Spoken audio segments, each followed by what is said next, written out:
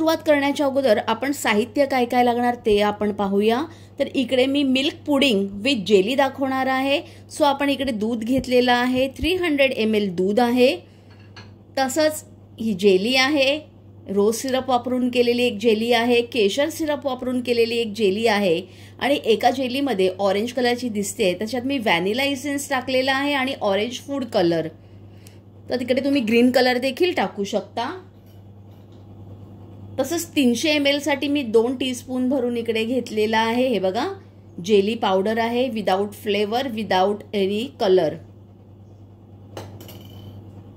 तसंच दुधाला कलर नको यायला म्हणून आपण इकडे पावडरचा वापर करणार आहोत। ही व्हॅनिला पावडर आहे, जर तुमच्याकडे नसेल तर तुम्ही थोड्या प्रमाणात व्हॅनिला इसेन्स वापरू शकता, थोडं जास्त प्रमाण वापरू नका, अदरवाइज दुधाचा कलर चेंज होईल। फ्लेवरसाठी आपण वापरणार आहोत व्हॅनिला पावडर, पण ह्याला पुडिंगला एक रिच टेस्ट येण्यासाठी आपल्याला लागणार आहे मिल्क मेड।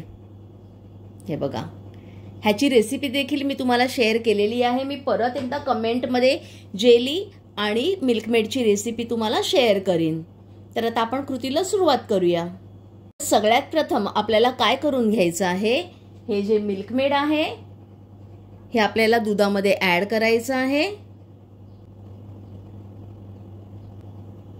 शक्यतो मिल्क मेडचाच वापर करा, कारण आपण असे आयटम रेग्युलर बनवत नाही, काही पार्टी वगैरे असेल वगैरे तर आपण बनवतो।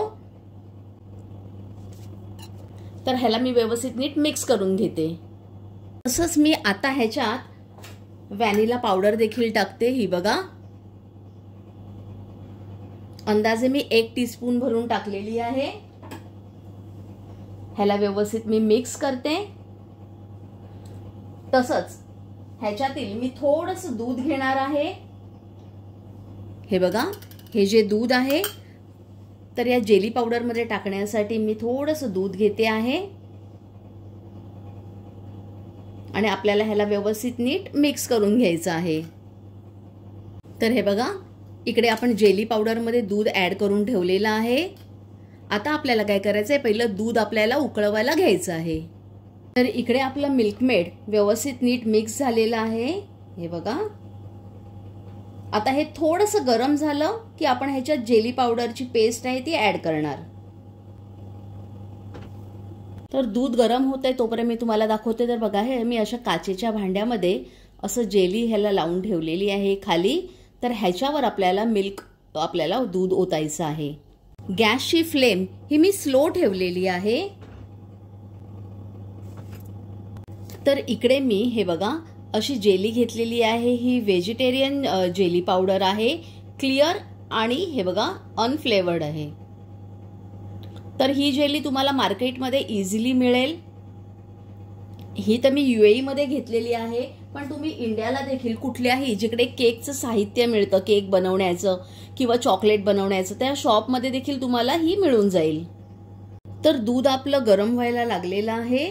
आता आपण काय करूया, ही जेलीची आपण जी पेस्ट केली आहे ही बघा ही आपण ह्याच्यात ऍड करूया। म्हणजे दुधाबरोबर ही देखील शिजली जाईल।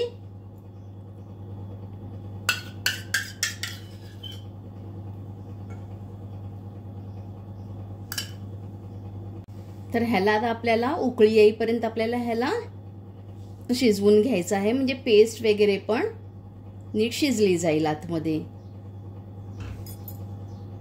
सगळं व्यवस्थित नीट मिक्स झालेलं आहे दुधाबरोबर। जेली पावडर टाकली होती ती पण छान हे झालेली आहे।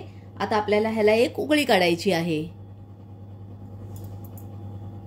हे बघा ह्याला उकळी आलेली आहे। गॅसची फ्लेम मी बंद करते आणि बाहेर जे मी तुम्हाला एक दाखवलेलं आहे काचेचं भांड, त्याच्यात हे आपल्याला ओतून घ्यायचं आहे। तर मी इकडे एक गाळणीचा वापर करणार आहे, म्हणजे समजा जेली राहिली असेल तर ती ह्याच्याबरोबर यायला नको पुडिंगवर। तर मिल्क पुडिंगचं जे मिश्रण आपण उकळवलं होतं तर मी या भांड्यात काढून घेतलेलं आहे। तसंच एका छोट्याशा कपमध्ये देखील दाखवणार आहे मी तुम्हाला। आता ह्याला थोडंसं आपल्याला थंड करून घ्यायचं आहे आणि मग त्याच्यावर आपल्याला ही जेली परत एकदा वर लावायची आहे। तर एक 5 ते 7 मिनिटात आपली हे बघा पुडिंग सेट व्हायला झालेलं आहे, पूर्ण सेट नाही झालेलं आहे, थोडंसं ओलसर आहे, पण ऑलमोस्ट सेट झालेलं आहे. तर आता आपल्याला काय करायचं आहे, ही जेली आहे ही ह्याच्यावर आपल्याला लावून घ्यायची आहे. हे बघा,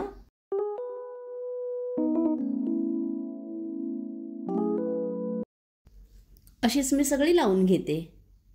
तर हे बघा, ह्याच्यावर मी जेली ही लावून घेतलेली आहे. बघा दोन्ही ह्याच्यावर किती सुंदर दिसते आहे.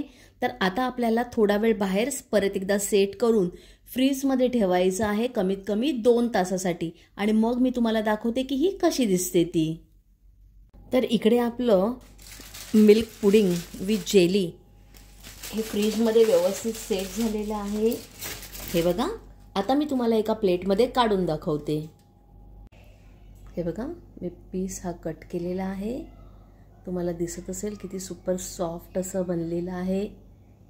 हे बघा. तर इकडे आपलं मिल्क पुडिंग विथ जेली हे तयार झालेलं आहे. मी पीसमध्ये कट केलेलं आहे. तसंच हे जे कपमध्ये लावलेलं होतं ते देखील आपलं छान सेट झालेलं आहे. हे बघा, तुम्ही तुमच्या आवडीप्रमाणे करू शकता.